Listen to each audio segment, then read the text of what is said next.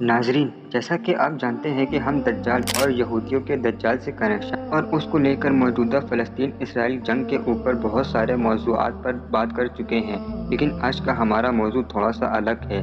آج ہم آپ کو بتائیں گے کہ دجال کیسے دنیا کے تمام لوگوں کو اپنے جانب راغب کرے گا اور وہ اس کے لیے کیسے کیسے ہتھ کنڈوں سے کام لے گا، اور اس سب کے بارے میں نبی کریم صلی اللہ علیہ وسلم نے آج سے 1400 برس پہلے ایک حدیث مبارکہ میں پیش گوئی فرما دی تھی، جس کا آج ہم تفصیل سے جائزہ لیں گے اور جانیں گے کہ آنے والے وقت میں مسلمانوں کے لیے کیسے کیسے آزمائش کی گھڑیاں کھڑی ہیں۔ ناظرین، حدیث مبارکہ میں کئی جگہ پہ نبی صلی اللہ علیہ وسلم نے مسلمانوں کو خبردار کیا ہے کہ دجال کے ظہور کے بعد اپنے ایمان کی حفاظت کس قدر مشکل ہوگی، دجال کا فتنہ کیسے دنیا کی اکثریت کو اپنے لپیٹ میں لے لے گا اور اس وقت تک اپنے ایمان کو محفوظ رکھنے کا کیا طریقہ ہوگا۔ اس سب کے بارے میں نبی کریم صلی اللہ علیہ وسلم نے پوری صراحت اور وضاحت سے مسلمانوں کو آگاہ کیا ہے اور ان کی رہنمائی فرمائی ہے۔ مختلف احادیث مبارکہ میں دجال کے خروج کی نشانیاں بتائی گئی ہیں۔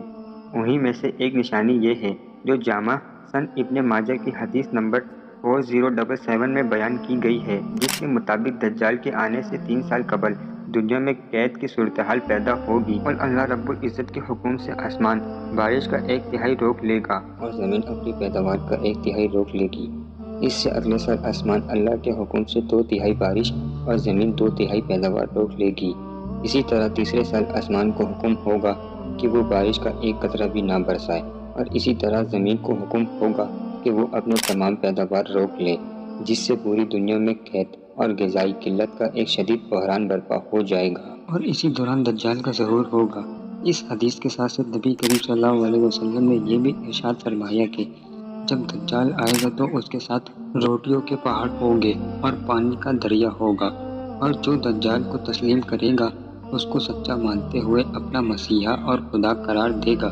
دجال اس پہ اپنے رزق کے دروازے کھول دے گا۔ جو مسلمان ایسا نہیں کرے گا وہ بھوکا پیاسا مرنے پر مجبور ہو جائے گا۔ پیارے ساتھیوں، اس سے ہم سمجھ سکتے ہیں کہ آنے والا وقت کیسا ہوگا۔ پہلے ہم اس بات کی وضاحت کر دیں کہ روٹیوں کے پہاڑ اور پانی کے دریا سے کیا مراد ہے، کیونکہ یہ بات عقل میں نہیں آتی کہ روٹیوں کا پہاڑ کیسے ہوگا اور پانی کا دریا کیسے ہوگا۔ تو ناظرین، جیسا کہ آپ یہودی قوم کی سرزش سے بخوبی واقف ہیں کہ یہ معمولی چیز میں کاروباری پہلو ڈھونڈ لیتے ہیں، اسی طرح اس معاملے میں یہودی نے یہی کاروباری پہلو اختیار کرتے ہوئے دنیا کی اکثریتی آبادی کو یہ یقین دلایا ہے کہ کھلا کھانا جیسے کہ کھلا دودھ، پانی، آٹا، اس طرح کے دیگر اجلاس صحت کے لیے میسر ہیں، اور جو چیزیں بہترین پیکنگ میں تیار کر کے دنیا کو فراہم کی جا رہی ہے وہ عین حفظان صحت کے اصولوں کے مطابق ہی ہے۔ اس کے نتیجے میں خود عملی اداروں کی رپورٹ کے مطابق اس وقت دنیا کی صورتحال یہ ہے کہ جیسے جیسے دنیا کھلے اناج، کھلے پانی، کھلے دودھ اور دیگر وافر مقدار میں میسر غذا اجناس سے پروسیس فوڈ اور پیک شدہ غذا اجناس کا رخ کیا ہے، ویسے ویسے دنیا میں غذا مختلف علاقوں میں مختلف حساب سے دستیاب ہے۔ اس کی مثال یہ ہے کہ امریکہ، یورپ، لاطینی اور دنیا کے چند ایک ممالک میں اس وقت غذا بڑی وافر مقدار میں دستیاب ہے۔ دوسری جانب افریقہ کے تقریباً 25 سے 30 کروڑ باشندے اور اس کے ساتھ ساتھ ایشیا کے بے شمار لوگ جن کی آبادی تقریباً 2 ارب کے قریب بنتی ہے، یہ لوگ غذائی قلت کا شکار ہیں۔ اس کی وجہ یہ ہے کہ یہودیوں نے اپنے کسی کاروباری ذہنیت کو اپناتے ہوئے دنیا کے ہاتھ سے ان کی اجناس چھین لی ہیں اور دنیا کو پیک شدہ غذا کا عادی بنا دیا ہے۔ اب آپ بآسانی اندازہ کر سکتے ہیں کہ دجال کے آنے کے وقت میں یہ بڑی یہودی کمپنیاں جو خوراک کا اتنا بڑا ذخیرہ رکھتی ہیں وہ کس طرح سے کام کریں گی اور کس کے اشاروں پہ کام کریں گے۔ ہم آپ کو یہ بھی بتاتے چلیں کہ یورپ میں ایک بہت بڑا ریسرچ سینٹر قائم ہے جس میں ایک بہت بڑی فیسلٹی صرف اس کام کے لیے مختص ہے کہ وہ دنیا بھر میں اگنے والی غذا اجناس کے بیجوں کو محفوظ کر کے فریزر کر لیتی ہیں۔ جب غذا کی قلت ہوگی، قحط کا دور ہوگا اور 3 سالوں میں نبی کریم صلی اللہ علیہ وسلم کی حدیث مبارک کے مطابق نہ پانی برسے گا اور نہ زمین غلہ اگائے گی، تو اس قحط کے دوران تو محفوظ کردہ خوراک ہی کام آئیں گی۔ اس کے بعد جب دجال آئے گا تو نبی کریم صلی اللہ علیہ وسلم کی زبان رسالت کے مطابق دجال زمین کو حکم دے گا، وہ غلہ اگائے گی، اور آسمان کو حکم دے گا تو وہ بارش برسائے گا، दरअसल ये होगा तो अल्लाह रब्बुल इज़्ज़त के हुक्म से ही, लेकिन ये सब मज़ाहिर और ये सब शौबतें दरअसल अल्लाह रब्बुल इज़्ज़त के जानिब से मुसलमानों का इम्तहान होगा और आजमाइश होगी। तब आप अंदाज़ा कर सकते हैं कि जब कुफ़ार के पास पानी और ग़िज़ा उगाने वाली ज़मीन की फरावानी होगी तो वो अपने महफूज शुदा तजुर्बा गाहों से और ज़ख़ीरा अंदोज़ किए हुए बीजों से बआसानी अपनी ज़रूरत का गल्ला उगा सकेंगे। जो लोग दज्जाल का इनकार करेंगे उन पर हर लिहाज से ज़िंदगी तंग हो जाएगी। एक तरफ तो उनको दज्जाल के जुल्म सितम का सामना करना पड़ेगा और दूसरी तरफ उन्हें खुराक भी पूरी नहीं मिलेगी। नबी करीम सल्लल्लाहु अलैहि वसल्लम ने मज़ीद इरशाद फरमाया कि इस फितने के दौर में महफूज रहने का बस यही एक तरीका होगा कि अगर इंसान किसी सुनसान जगह पर मौजूद है तो वो वहीं पे मौजूद रहे और आबाद इलाकों का रुख ना करे।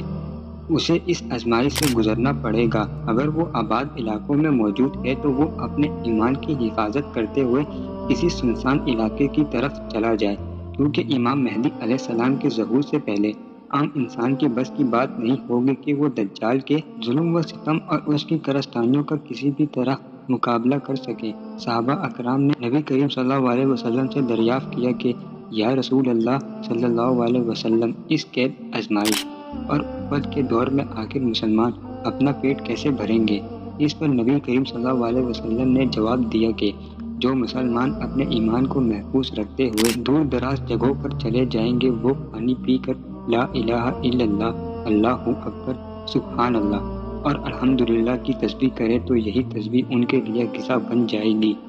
और उनके जिस्मों का भूख का एहसास नहीं होगा। नाज़रीन, हमने जो आपके सामने मंजरनामा पेश किया है, ये मंजरनामा कोई ख़याली तस्वीर नहीं है। ये हदीस मुबारक की पेशन गोइयाँ हैं और हमने वो सब दिखाया है जो इस वक्त दुनिया में चल रहा है कि दुनिया में एक जानिब तो ऐसे खित्ते मौजूद हैं जहाँ पे सालाना लाखों टन खाना ज़ाया कर दिया जाता है, तो वहीं पे दुनिया में ऐसे खित्ते भी मौजूद हैं जहाँ के बाशिंदे इस वक्त भी भूख की कैद और पानी की कमी की वजह से आहिस्ता आहिस्ता मौत के मुँह में जा रहे हैं।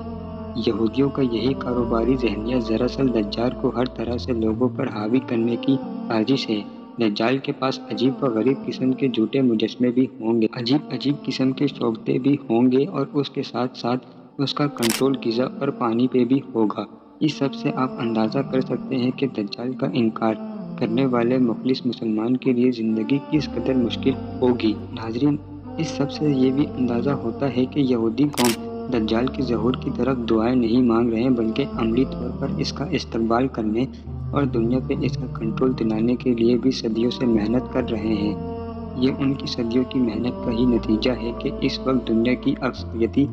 वसाइल उन्हीं के कब्ज़े में हैं और वो उन वसाइल पर मौजूद अपने कब्ज़े को दज्जाल के आने पे अपने मर्ज़ी से इस्तेमाल करेंगे। इससे भी आप अंदाज़ा कर सकते हैं कि यहूदी कौम किस कदर दूर की सोचती है और किस तरह से अपने मंसूबे पर अमल दरामद करते हुए पूरी दुनिया को अपने मक्कारी और मुनाफ़त से बेवकूफ़ बनाती है। अल्लाह रब्बुल इज़्ज़त से दुआ कि आज़माइश, इब्तिला और मुसीबत की वो घड़ी जो दज्जाल के आने से रोनुमा होगी और मुसलमान आलम इस आज़माइश में अपने ईमान के साथ मुब्तला होंगे। अल्लाह रब्बुल इज़्ज़त हमें इस घड़ी में साबित कदम रखे और हक़ के साथ खड़ा रखे। आमीन। मुझे उम्मीद है आज की इस वीडियो से आपको बहुत कुछ जानने को मिला होगा और ये वीडियो आपको पसंद आया होगा। अगर ये वीडियो आपको अच्छा लगे तो उसे लाइक कीजिए और अब मैं मिलूँगा आपसे किसी और नए इंटरेस्टेड वीडियो में। तब तक के लिए अपना बहुत सारा ख्याल रखें। Thanks for watching. अल्लाह हाफ़िज़।